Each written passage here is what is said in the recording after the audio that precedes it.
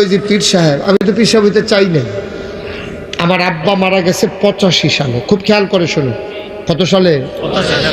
আর দাদা মারা গেছে 1998 সালে। আব্বার 13 বছর পরে দাদা ইন্তেকাল করছে।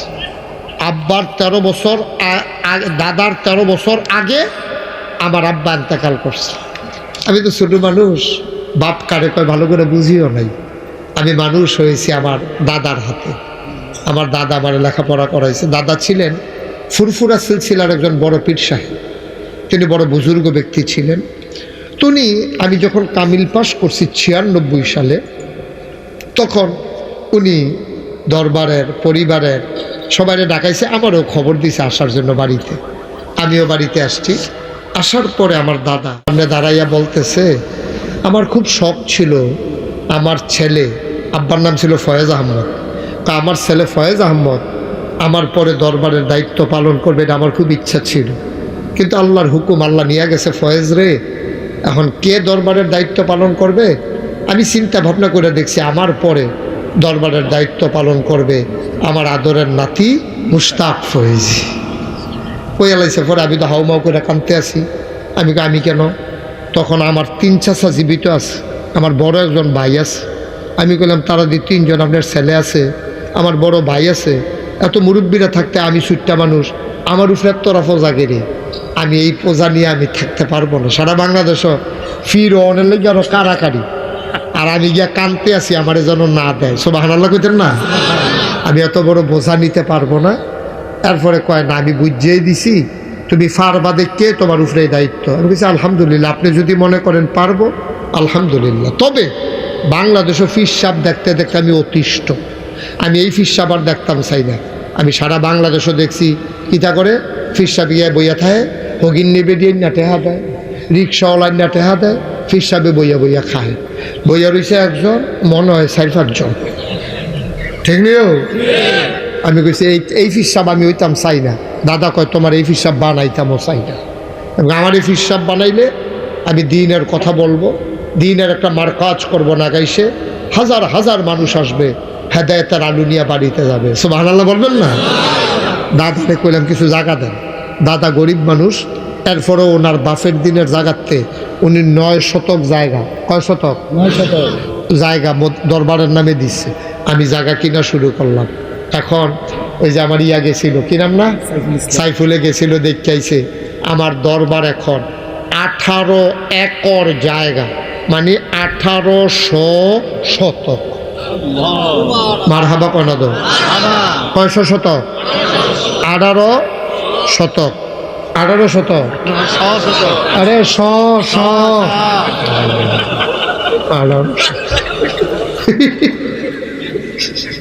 কি আরে মারহাবা কয় না রে। এখন আমার দরবারে 10টা প্রতিষ্ঠান। কয়টা? কথা কয় না দিই। একটা খানকা আছে জিকির আজকারের জন্য, একটা মাদ্রাসা, একটা নুরানি মাদ্রাসা, একটা হাফিজিয়া মাদ্রাসা, একটা ধাতব্য চিকিৎসালয়, একটা গণপাঠাগার, একটা গবেষণাগার, একটা ছাত্রাবাস, একটা ইয়াতিমখানা, একটা মসজিদ। মারহাবা কইতেন না? আমার মসজিদের টিনের ঘর। কি এর ঘর? সাইফুল কথা কই না, কি এর ঘর? মানুষ জায়গায় কয়েকশো। আমি যেখানে জমা পড়াই কথাটা তার গোপন রয়েছে না। কেমনে কেমনে মানুষ নালাইছে, motor cycle, CNG, O2, private car, Hiace. শুক্রবারে একটা ফেস লাগিয়া থাকে, এখানে বলে নামাজ পড়বো। আমি দাঁড়া মসজিদ শুধু তোমরা এখন আসল গৃহস্থ লড়াই দিয়া ওখরাইয়া বইয়া থাকো মসজিদের ভিতরে। কথার কথা আর কি, তোমরা মেহমানের লেগে আমার মুসল্লি নামাজ পড়তে পারে না, তা আমরা মুসল্লিরা সবাই খুশি। তখন আমি মনে মনে একটা নিয়ত করলাম যে আমি যতদিন বাচ্চা থাকি, আমার পরেও যেহেতু এখানে এতগুলো প্রতিষ্ঠান আছে, 1000-এর উপরে ছাত্র আছে, এত কিছু আছে, লোক দাইবই বড় কইরা দৃষ্টিনন্দন স্থাপত্য শৈলী মণ্ডিত মুসলিম বিশ্বের এক অনন্য নিদর্শন বড় করে একটা মসজিদ করার নিয়ত করলাম। মারহাবা কর না কেন? তখন নিয়ত কইরা আমার দরবারে যারা ইঞ্জিনিয়ার আছে তারারে কইলাম, ও সুন্দর করে একটা মসজিদ আহ ডিজাইন করো। আমি যে বিদেশ টিদেশ গেছি, মসজিদের ছবি টবি তুললে আনছি, এটি তারারে আবার দিছি পরে তারা সবজি মিলাইয়া মসজিদ একটা ডিজাইন করে আমার কাছে লই আইছে। আইনা দেখায় কন্যান হুজুর দেখেন সারবনি। আমি দেখি চমৎকার একটা ডিজাইন, বিরাট বড় নমুনায় বোঝা যায়। আমি এটি বড় বড় লাগে রে, কয় হুজুর একটু বড়ই। আমি কীরকম বড়? কয় এক লগে নামাজ পড়তে পারবো ৬,০০০ লোক। কয় হাজার? কয় হাজারও? আমি, আপনারা তো আমার ঘরের মানুষ, আমি কুমিল্লার মানুষ, আপনারাও কুমিল্লার মানুষ, আর দাউদকান্দি মানুষ। আমি যত জায়গাত মাহফিলও যাই দেখবেন মাহফিলের ভিতরে দাউদকান্দির একটা না একটা কথা থাকবই। আমি তারারে মনে করুন সারা ওয়াজ করতাম পারি না, আমার ওয়াজও ইয়া উঠে না, এসকো আইয়া না, দাউদকান্দির কথা কোন লাগবই, মার হাবা কয় না তো। তখন আমি কইছি আপনার কাছে সত্য কথাটা কই আলাই ভিতরে লাভ নাই।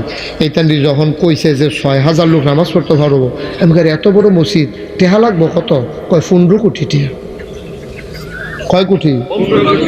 অনের লগে লগে নাইয়ার একটা সিফা দিয়া শরীরে একটা গান দিয়া লাইছে। আমি বললাম বেড়া, কাগজ কলম থাকলে আমি সেইটাই করে, তোরা মসজিদ আঁকতে কইতাম তোরা রে।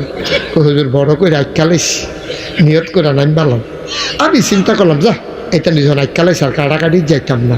বিসমিল্লাহ কইয়া নিয়ত করলাম, আল্লাহ ৩২ বছর ধরে আমি মুস্তাক ফয়েজি ওয়াজ করি, এই ৩২ বছরে মোটামুটি টেহা পয়সা তো কম কামাই করছি না, অনেক মানুষে হাদিয়াটা দিয়া দেয়। আল্লাহ যাও, ১ বছরে মাহফিল করে যত টাকা পাই পুরা 1 বছরের হাদিয়া আমি আমার মসজিদে দান করে দেবো ইনশাআল্লাহ। আমি ২৫ লক্ষ টাকা হিসাব কইরা, কয় লক্ষ? গত রমজানের ২ তারিখে আমি মসজিদের কাম ধরছি, নিজের কামাই থেকে আমি ২৫ লক্ষ টাকা আমার মসজিদে দান করছি। মার হাবা কোন না কেন? আজকে আপনাদের এখানে আসার আগে হিসাব করে দেখলাম এই পর্যন্ত ২,১৫,০০,০০০ টাকা আজকে পর্যন্ত আমার মসজিদে খরচ হয়ে গেছে। আমি দিছি কত? তো ২,১৫,০০,০০০ খরচ করে আলাইছি। বাহিটা পেলাম কো? আমি গেছিলাম মালয়েশিয়া।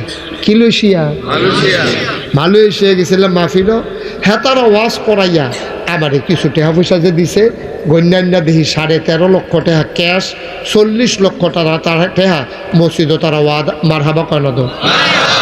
এরপরে গেছিলাম সৌদি আরব রিয়াদ। কখনো রিয়াদ গেছি পরে তারা দিছে ৬.৫ লক্ষ টাকা ক্যাশ আর ২০ লক্ষ টাকা আমার হাত মার হাবা কয় না তো। গত ৩-৫-৬ দিন আগে কি আমরা মেয়র সবকে আইয়া পড়ছে না? আইয়া তো পড়বে, আমার দেরি করে আইয়া তো আইবে। জানা দাও আমার অত্যন্ত আদরের। এই আমার কথা কি শেষ হয়েছে?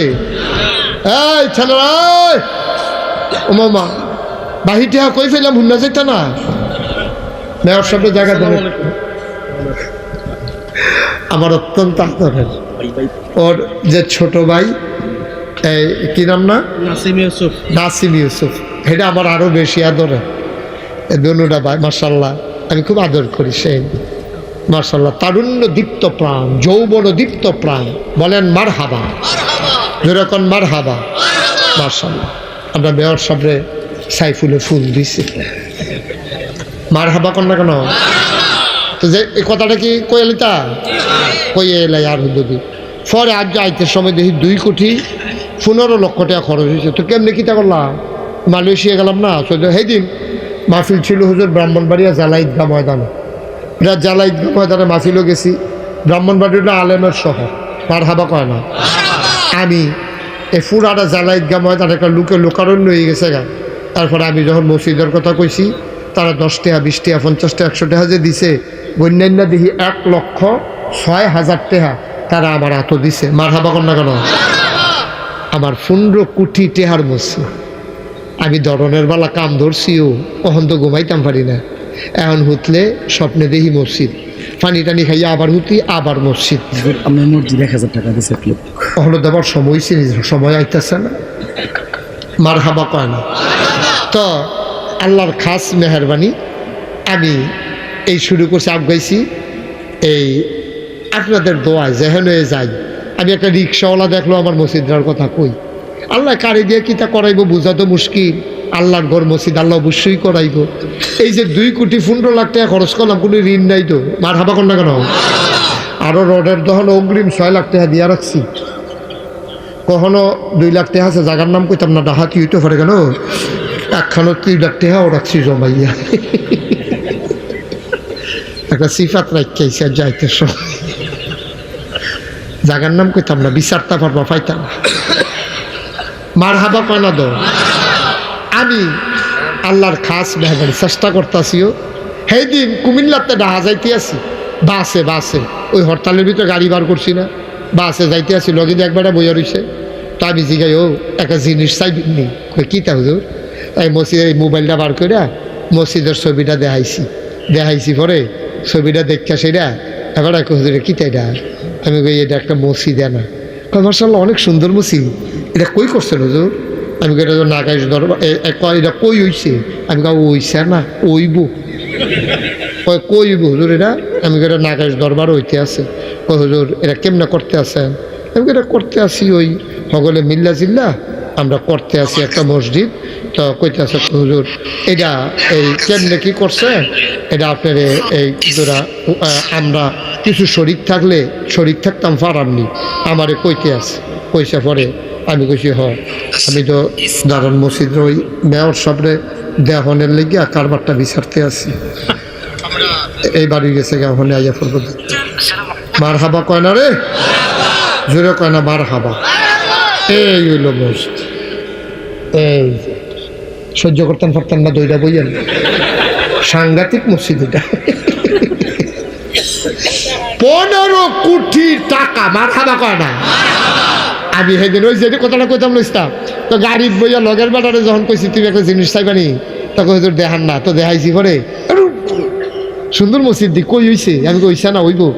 কয় হুজুর কেমনে করছেন? আমি 25 লাখ আমি দিছি, আর যে যেমনে দেয় শরিক হয়। কয় হুজুর আমি কিছু দিতাম না। আমি কই এটার লাগিয়ে তো তোমার আমার মসজিদ দেখানোর ঠেহা আছে কোনো? তুমি নি কিছু দেও, এই আশায় তো দেখাইছি। মার হাবা কর না কেন? মার্শাল্লাহ সবাই মিল্লা জিল্লা আগাইতাছিও। ভিট লেভেলে উঠা গেছে, রড দি বাড়ি গেছে গা, ফ্লোরটা এখন ডালাই হইব, কলামগুলো হইব, এরপর ইনশাল্লাহ সাত। মার হাবা কয় না তো? দৃষ্টিনন্দন মসজিদ। পৃথিবীতে এই প্যাটার্নে কেউ মসজিদ করে নাই।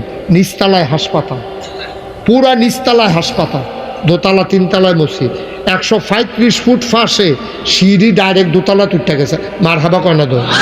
ওদা সিঁড়ির ভিতরে নামাজ পড়তে পারবো 250 লোক। সিঁড়ি মার হাবা কয় না? আমার এই মসজিদরা আমার স্বপ্ন। আমি যে বাংলাদেশে এত জায়গাতে এত মাহফিল করলাম, কেউ প্রমাণ দিতে পারবেন না যে আমি আমার জন্য আত্রা ফাচ্ছি। কোনোদিন ফাতি নাই। আল্লাহ অনেক দিছে আলহামদুলিল্লাহ। আরে কত মুস্তাক ফয়েজির মতো কত বেড়াই কতখানে ফইরা রয়েছে। আর মুস্তাক ফয়েজি কোনায় 4 টাকা মাহফিল শুরু করছে, এরপরে রিক্সা দিয়া, এরপরে বেবি ট্যাক্সি, এরপরে সিএনজি, এরপরে ভাড়া গাড়ি, এরপরে নিজের গাড়ি, ওখান তো বিদেশি। বানান্য কথা মালয়েশিয়া যাইতেছি না ইনশাল্লাহ। মার হাবা কয় না তো?